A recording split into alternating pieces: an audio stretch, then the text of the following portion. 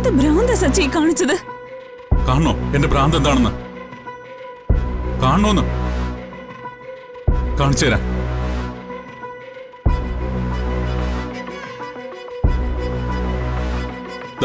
കാണ്, ഇതാ എന്റെ ഭ്രാന്ത്.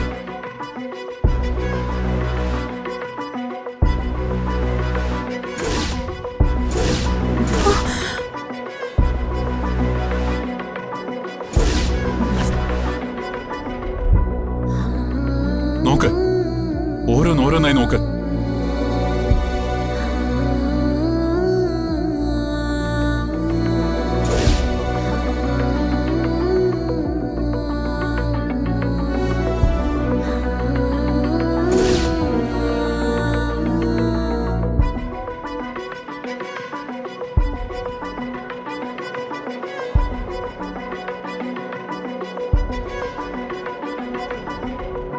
ഇപ്പൊ വക്കീലിന് വിശ്വാസമായോ?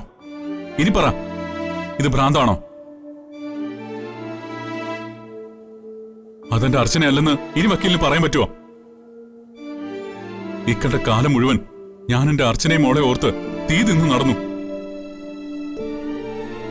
ഞാൻ മാത്രമല്ല, അവളുടെ അമ്മ, സഹോദരങ്ങള്, എല്ലാവരും.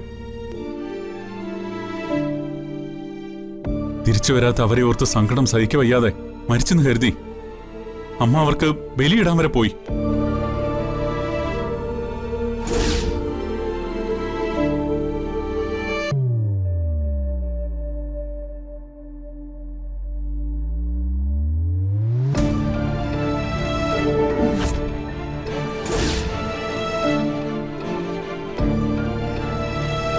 എന്നിട്ടിപ്പോ അവൾ അങ്ങനെ മറ്റൊരാളുടെ ഭാര്യയാവും. അതിന്റെ പിന്നിൽ എന്താണ് സംഭവിച്ചത് എനിക്കറിയണം. എന്റെ അർച്ചനയും കുഞ്ഞിനെയും എനിക്ക് തിരിച്ചു വേണം. ഇതുവരെ ഞാനിത് ആരോടും പറഞ്ഞിട്ടില്ല. ഞാൻ ഇന്നലെ ഇത്രയും പ്രശ്നങ്ങൾ മാത്രമേ ഉണ്ടാക്കിയിട്ടുള്ളൂ. പക്ഷേ അമ്മയും ബാക്കിയുള്ളവരത് അറിഞ്ഞാലുള്ള അവസ്ഥ അറിയാലോ. എനിക്കിപ്പോ ഇത് ആരോടും പറയാനുള്ള ശക്തിയില്ല. അവളിപ്പോ വേറൊരാളുടെ ഭാര്യയും എന്റെ കുഞ്ഞ് വേറൊരാളുടെ മകളുമാണെന്ന് അറിഞ്ഞാ അവരെല്ലാം തകർന്നു പോവും. സച്ചി, അവക്കിത് എങ്ങനെ കഴിഞ്ഞു എന്നെ മറന്ന് മറ്റൊരാളുടെ ഭാര്യയായി ജീവിക്കാൻ? അറിയണം, എനിക്കത് അറിയണം. സമൃദ്ധ മാഡത്തിന് ഒന്നും ഓർമ്മയില്ലെന്നല്ലേ ഗൂഗിൾ സാർ നമ്മളോട് പറഞ്ഞത്? അതിനല്ലേ ട്രീറ്റ്മെന്റിന് പോയത്? സമൃദ്ധ പോലും എന്റെ അർച്ചന എങ്ങനെ സമൃദ്ധയായി?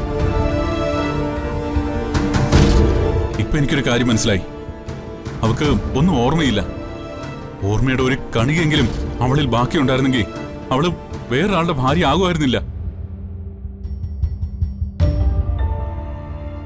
ഓർമ്മയില്ലാത്ത എന്റെ ഭാര്യയെ എല്ലാരും കൂടി ചതിച്ചതാ. സത്യം അത് തന്നെ ആയിരിക്കും. ഓർമ്മയില്ലാതെ സച്ചി അർച്ചന എങ്ങനെ തിരിച്ചറിയും? വക്കീലേ, അവൾ എന്റെ അർച്ചനയാണെങ്കിൽ എന്നെ തിരിച്ചറിയാതിരിക്കാൻ അവക്ക് പറ്റില്ല.